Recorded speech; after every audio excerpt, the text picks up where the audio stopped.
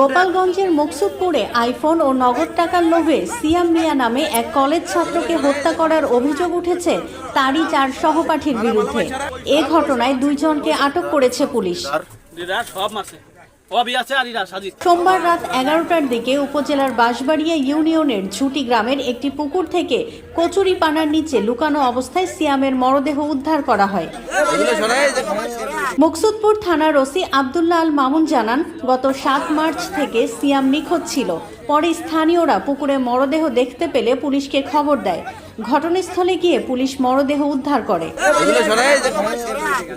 প্রাথমিকভাবে জানা গেছে, সিয়ামের কাছে থাকা একটি আইফোন ও নগদ টাকা ছিনিয়ে নেওয়ার উদ্দেশ্যে তার সহপাঠীরা হত্যার পরিকল্পনা করে।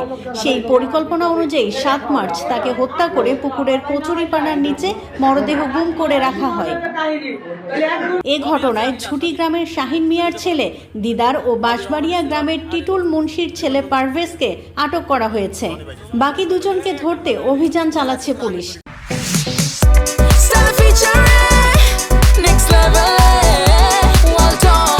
Side by side fridge